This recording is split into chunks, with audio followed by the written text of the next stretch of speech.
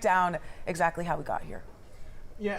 It all started in the days after the 2020 election. Then President Trump had just come up short and refused to concede. His allies wasted no time going on the offense to overturn the results, first calling for Georgia Secretary of State Brad Raffensperger to resign. South Carolina Senator Lindsey Graham making one of the first phone calls into Raffensperger's office to discuss Georgia's results. The future of the country hangs in the balance. On December 3rd, Rudy Giuliani, Trump's then attorney, met Georgia state senators and began claiming Fulton County's election workers committed ballot fraud while counting votes at State Farm Arena.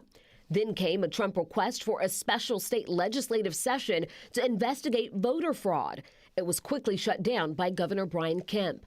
By mid-December, 16 fake Republican electors signed illegitimate certificates claiming Trump's victory during a meeting at the state capitol.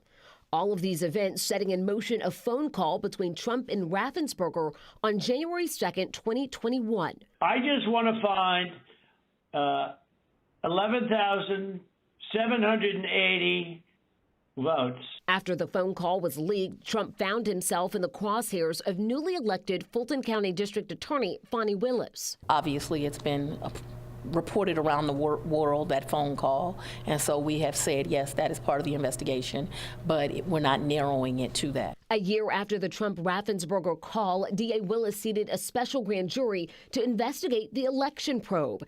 Over the next 8 months, several of those subpoenaed refused to comply before eventually being ordered to testify. Trump himself was never called.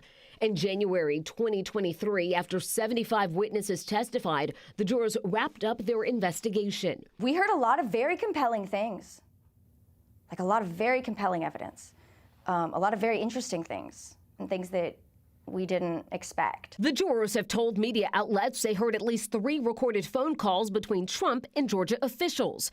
The jury's report, which was partially released to the public, recommended perjury charges against at least 1 witness. But due to redactions, names were not disclosed.